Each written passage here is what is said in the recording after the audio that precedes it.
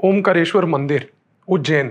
इस मंदिर के बाहर लगभग 5 महीने से एक व्यक्ति बैठा रहता था, साधु के वेश में। आते जाते श्रद्धालुओं से भिक्षा मांगता था।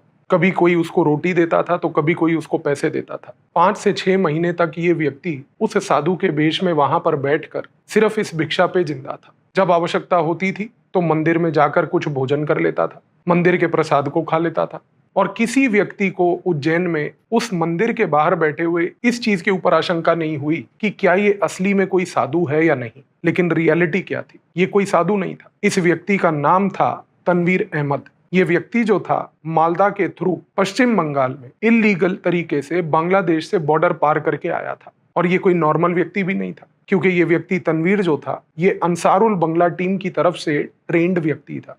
अंसारुल बंगला टीम बांग्लादेश में वही एक ऐसी आतंकवादी संगठन है जिसका नाता अलकायदा से जुड़ा हुआ है। अलकायदा और अंसारुल बंगला टीम पश्चिम बंगाल और भारत की सीमा पर इल्लीगल कैंप्स चलाते हैं, वहां पर लोगों को ट्रेन करते हैं, रेडिकलाइज करते हैं। उन्हीं का एक ह्यूमन एसेट यहां पर भारत भेजा गया था। और जब ये व्यक्ति उज्जैन पहुंचा, इसके पास कोई कागजात नहीं थे, कोई नाम नहीं था, कोई आइडेंटिटी नहीं थी, बस मंदिर के बाहर बैठ गया था। 5 से 6 महीने तक जब इस व्यक्ति ने ये कार्य किया, इसकी उसी दौरान मंदिर के बाहर जितनी भी दुकानें हैं जहां पर पूजा सामग्री मिलती है, उन दुकानदारों से भी इसकी बातचीत हुई। और इस बातचीत के दौरान लगभग 6 महीने के बाद एक दुकानदार ने ही इस व्यक्ति को बोला कि आप तो युवा ही दिखते हो, आप क्यों ना मेरे साथ जुड़कर कुछ मेरी मदद करके मेरी दुकान में ही काम करना शुरू कर दो। तनवीर का उद्देश्य भी यही था। 5 से 6 महीने मंदिर के बाहर बैठने के बाद उसने ये जो एक प्रकार का रैपो डेवलप किया, ये उसको फायदा दिया इस कॉन्टेक्स्ट में कि उसको एक दुकान के बाहर नौकरी मिल गई। अब उसका काम सिर्फ सिंपल था, वो दुकानदार की मदद करना, पूजा सामग्री को बेचना, पूजा सामग्री को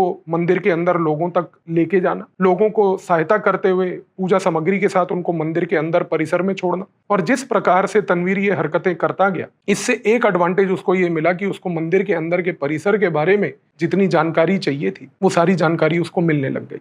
जैसे जैसे ये जानकारी वो प्राप्त करता रहा, इस चीज का वो नोट भी बनाता रहा। इंटेलिजेंस ब्यूरो की जो प्रेजेंस उज्जैन में थी, वहां का जो लोकल सब्सिडरी इंटेलिजेंस ब्यूरो का ऑफिस था, एक दौरान उसने जनरल तरीके से एक ड्रोन सर्वेलेंस पूरे मंदिर के परिसर के ऊपर किया। और सरप्राइजिंग बात यह थी कि जब ये मंदिर के परिसर के ऊपर ड्रोन सर्वेलेंस हुआ, उसी दौरान एक स्पेसिफिक दुकान से ड्रोन ने कुछ रेडियो फ्रीक्वेंसी सिग्नेचर्स प्राप्त किए। ये रेडियो फ्रीक्वेंसी सिग्नेचर्स बड़े अनयूजुअल से थे, अननेचुरल से थे। इस चीज के ऊपर जब निगरानी रखनी शुरू हुई, क्योंकि ये अननेचुरल टाइप की चीज लोकेट हुई थी, तो इंटेलिजेंस ब्यूरो ने रिपीटेड लेवल पर अगले 1 से 2 हफ्ते डेली ड्रोन बेस्ड सर्वेलेंस मंदिर के परिसर के ऊपर शुरू किया। और हर रोज रात को 8 बजे के बाद, मंदिर के परिसर के बंद होने के बाद, मंदिर के पुजारी के चले जाने के बाद, रोज एक रेडियो फ्रीक्वेंसी सिग्नेचर वहां पे पाया जाता था। जब ये रेडियो फ्रीक्वेंसी सिग्नेचर को एनालाइज किया गया, एग्जामिन किया गया, तो मालूम चला कि एक स्पेसिफिक फोन कॉल जो है एक स्पेसिफिक टाइम पर रेगुलर बेसिस पे हो रही है।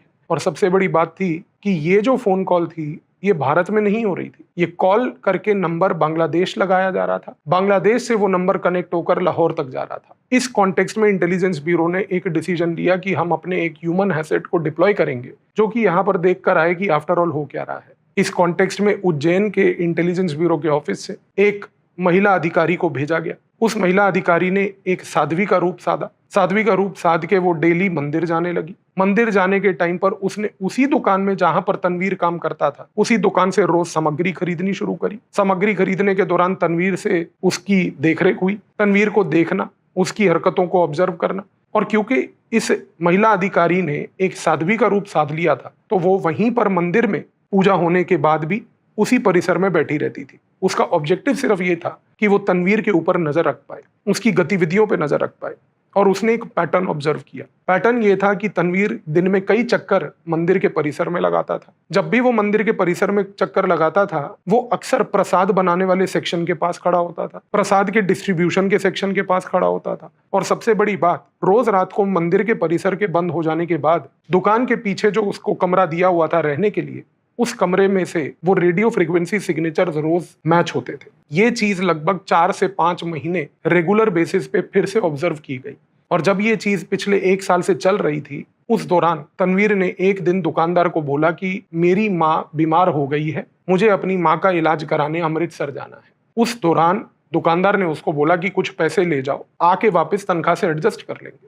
तनवीर ने ट्रेन पकड़ी, उज्जैन से वो पहले दिल्ली आया, दिल्ली से उसने एक बस पकड़ी और बस पकड़कर वो अमृतसर चला गया। जब वो अमृतसर पहुंचा तो वहां से उसने एक ऑटो लेकर अटारी बॉर्डर के पास कुछ गांव में जाकर अपने आप को बसा लिया। ये जो इंटेलिजेंस ब्यूरो की ऑफिसर, जो महिला ऑफिसर थी, वो उसको उज्जैन से लेकर दिल्ली, दिल्ली से लेकर अमृतसर उसकी परछाई बनकर उसके पीछे पीछे जाती रही। जब वो अमृतसर पहुंचा, अमृतसर से जब वो अटारी बॉर्डर के पास पहुंचा, इस महिला अधिकारी ने भी उसका वहां तक साया बन के उसका पीछा करा और वहां पर उसने ऑब्जर्व करा कि ये व्यक्ति के पास ना तो कोई घर था, ना उसकी कोई माता वहां पे रहती थी। ये सब एक झूठ था। वो अटारी के पास एक गांव में एक लेबर के पास जाकर उसके घर में बस गया।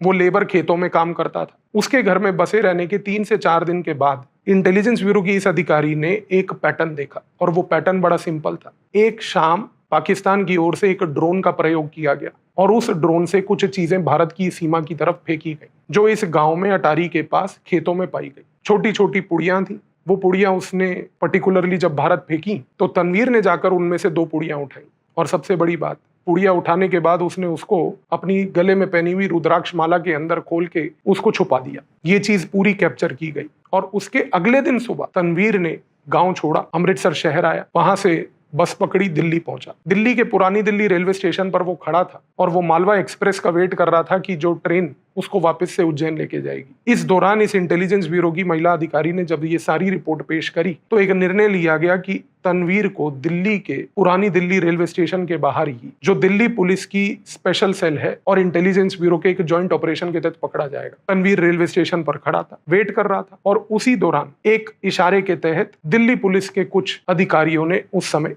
जो स्पेशल सेल से जुड़े थे तुरंत जाकर तनवीर को पकड़ा। इंटेलिजेंस ब्यूरो की टीम उसको जो रोहिणी का एक सेफ हाउस है वहां पर ले गई और वहां ले जाने के बाद जब उसकी इंटेरोगेशन हुई तो इंटेरोगेशन के दौरान उसके रुद्राक्ष को भी खोला गया। उस रुद्राक्ष में से निकला एक पर्टिकुलर पुड़िया और जो वो पुड़िया निकली, जब उसका एग्जामिनेशन करवाया गया तो मालूम चला कि वो रिसिन था। रिसिन एक ऐसा जहर जो केवल 1 ग्राम जहर 100 से 200 लोगों को मारने के लिए सक्षम होता है। जब इंटेरोगेशन हुई, पूछताछ हुई तो उसने कबूल किया कि उसको भेजा गया था इस पर्पज से कि वो ये रिसिन पाउडर जो है उसको बेसिकली महाकालेश्वर मंदिर के प्रसाद में मिला दे, क्योंकि उसका उद्देश्य था कि इसको प्रसाद में मिलाने के तहत मंदिर के परिसर में 100-200 लोगों की जब मौत हो जाएगी तो इससे हाहाकार मचेगा। हाहाकार मचने के बाद देश में एक अजीब सा माहौल पैदा होगा कि मंदिरों के अंदर प्रसाद खाने से लोगों की हत्या हो रही है। और इसको अल-कायदा और अंसारुल बंगला टीम मिलकर पाकिस्तान की ISI के साथ कुछ अंतरराष्ट्रीय मीडिया हाउसेज में इस चीज को बढ़ा चढ़ाकर भारत के खिलाफ एक प्रोपोगंडा चलाने का गेम खेल रही थी कि यदि इस प्रकार की कुछ इंसिडेंट को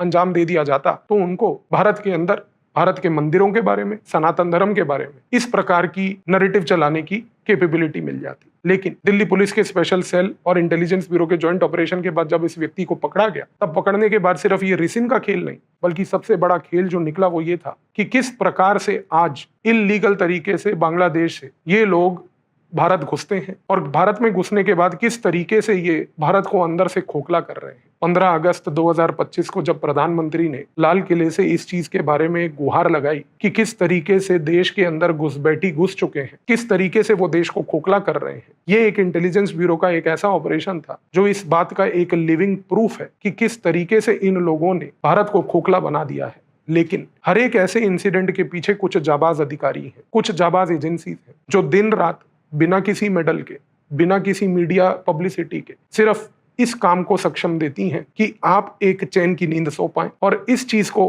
भरोसा दिलाती हैं कि देश के नागरिकों के ऊपर कोई पर्टिकुलर लेवल पर अत्याचार ना हो। तो आई बिलीव इस ऑपरेशन के बाद अब आपको ये चीज क्लियर हुई होगी कि किस तरीके से हमारी एजेंसीज काम करती हैं, आपको सुरक्षित रखती हैं और ये इंश्योर करती हैं कि देश के किसी नागरिक के ऊपर कोई आंच ना आए। धन्यवाद।